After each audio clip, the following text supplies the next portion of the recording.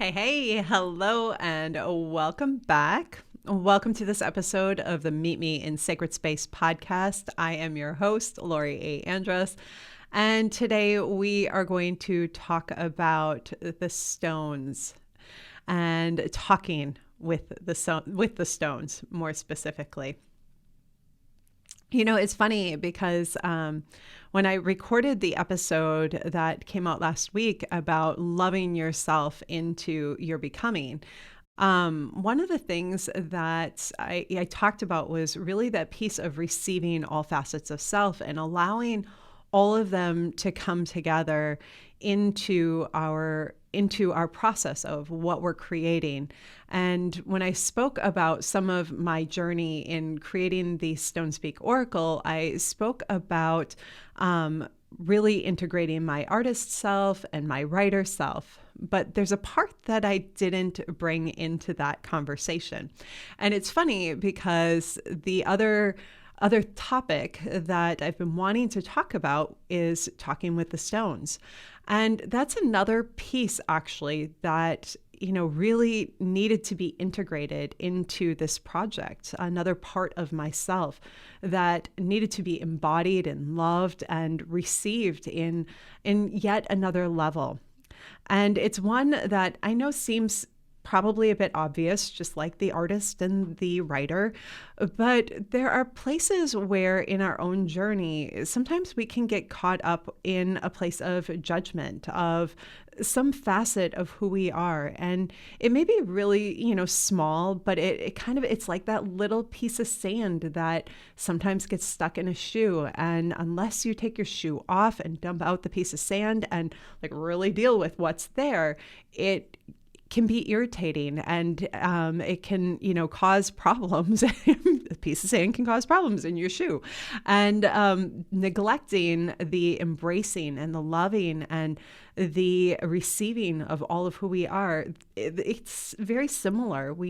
If we aren't fully receiving ourselves in all facets, there's a separation that happens, and the energy that we're trying to put into whatever we're creating or doing or moving towards in our life, there isn't the full, we aren't fully on board with it. And the opportunity is to pause and listen and do some healing and some understanding and exploration about what's really there, and to get curious about whether or not it's a truth. And it may be something that was at one time a truth and is no longer a truth. But in order to really move forward, we need to honor and love and release the untruth, what has become an untruth, so that we can fully embrace and love ourselves.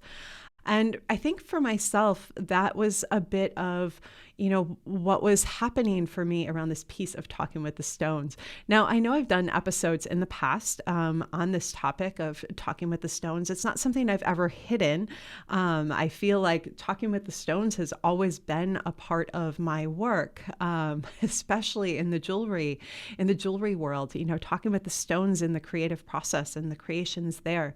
But shifting into that place of talking to the stones and allowing their messages to be written into the guidebook, the companion book with the cards, there was something different that was required from me. And it required a little, more precision in the writing and the expression of it. And, really trusting that the messages that I receive don't always mirror what other people have as far as ideas and what they've written about crystals and stones, what their experiences have been with them. And there's a piece of being able to stand in that piece of knowing and trusting the words that want to come through.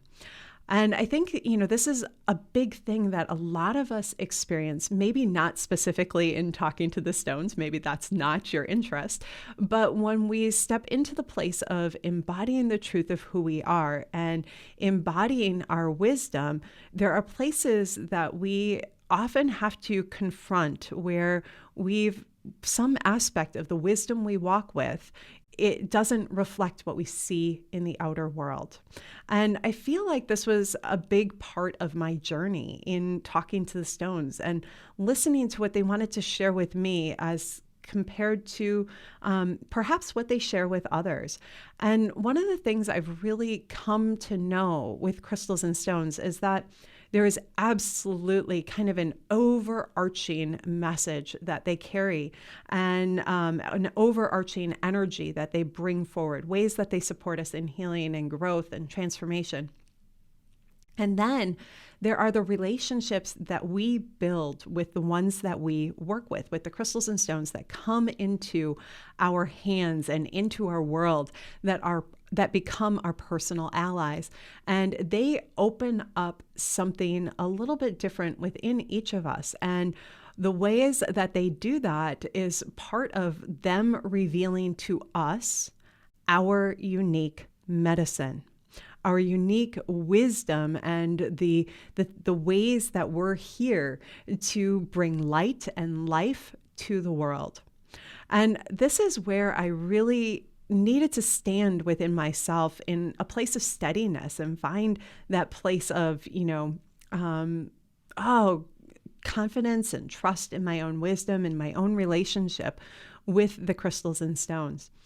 This is something I feel like I've been nurturing and cultivating throughout my life. And at the same time, as a child, I don't think I would have used the words that I was talking with stones, that wouldn't have been part of my vocabulary. But as a child, I knew I had a relationship with the stones. There was something very magical about the way that I felt in connecting with them and holding them and bringing them into my world and carrying them and walking with them and having them be part of my house and my bedroom and the playhouse that we had as children. Those pieces, it was something that was always there. But there was also, the storyline of my upbringing and what you do and you don't talk to, what is real and what isn't real, and the ideas that other people have around that, and those who are masters in different things, and do I allow myself to step into my own zone of mastery? And I think this is something that each of us gets an opportunity to explore on our journey. Are we willing to allow ourselves to step into our own zone of mastery, to embrace the places where we have a gift that maybe is a bit unconventional? And let's be real, talking with stones is a lot unconventional. and So let yourself just kind of pause for a moment and consider the unconventionalness that is you, that's a part of you, and the piece that maybe wants to be loved up on within you and embraced within you. Because that's really what's going to propel you forward and support you in whatever creative pursuit you step into. I really feel like this is a time in history where we're being called to embrace our creative, spiritual trailblazer nature and allow ourselves to bring our energy into the world in its most unique and wholest expression, most embodied expression. And part of that is letting ourselves find those unconventional places, the weird, the wacky, the offbeat nature of ourselves, and allow it to be loved up on and received. So as we continue in this episode, I really want to speak more about this piece of talking with the stones and how that really wove into the deck, and what the stones really want to share at this time, what they wanted to share through me, and what they're representing in the deck. Because I think this is an interesting aspect of what this deck is about. And one of the really big core themes throughout it is, well, there's a couple. One is creative process and our embracing our own creative nature and how that wants to show up in our lives. The next is really about loving up on all aspects of ourselves and giving ourselves permission to really be who we are, who we were born to be, to embrace our own journey of becoming, to recognize the places where we're getting stuck, where we're getting in our own way, where old stories and patterns are showing up and interfering with our ability to move forward, and to really get to know who we are. It's really interesting because I feel like the crystals and stones have so much to offer with regards to insight and understanding around that piece of developing our unique nature, our authentic self, whatever phrase you wish to put upon that.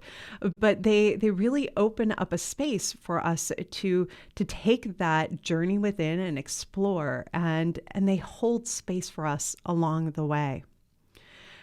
The thing that I feel is really interesting in working with crystals and stones is that sometimes they can take us on a real consistent, slow, steady journey. And at other times there'll be a transformation that happens incredibly fast. And both are what unfolds along the way. Both are how they participate with us and support us and facilitate our insight, our growth, and our becoming of ourselves. So you might be wondering if you yourself haven't maybe considered the idea of talking with the stones, or experienced, that intuitive connection with them beyond the awareness of, oh my gosh, it's absolutely stunning and I love this stone and I'm not really sure why. I think a lot of us have those experiences. That's what calls us to connect with crystals and stones. But when I think about talking with the crystals and stones, it's not literal in the sense of everything's translated in, my English, jargon and phrases and words and stuff like that.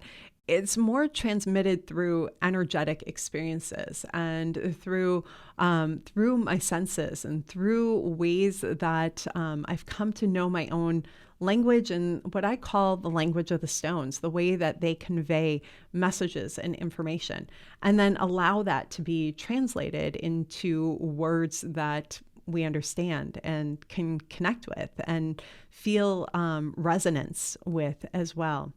So if you're listening to this and you're feeling a sense of resonance and a sense of curiosity and perhaps even a desire to know what that would be like to communicate or connect with the stones and the crystals at a more intimate level, I want to invite you to just step into my world with me a bit more and to pop on over to the link below to my website, where it'll get you signed up for the wait list for the Oracle deck. And as you sign up there, it'll welcome you into my email community and my newsletters and kind of some of those conversations and to other opportunities that I have from time to time with regards to delving into the world of crystals and stones, getting to know them and really connecting with them in ways that are unique and meaningful for you, ones that really open up your unique relationship with the crystals and stones and support you in really discovering how they want to work with you to support you in the embodiment of your unique wisdom and medicine and the way you authentically and uniquely walk in this world. So with that, my sacred friend, I wish you an absolutely beautiful day. And as always, shine brightly. Bye for now.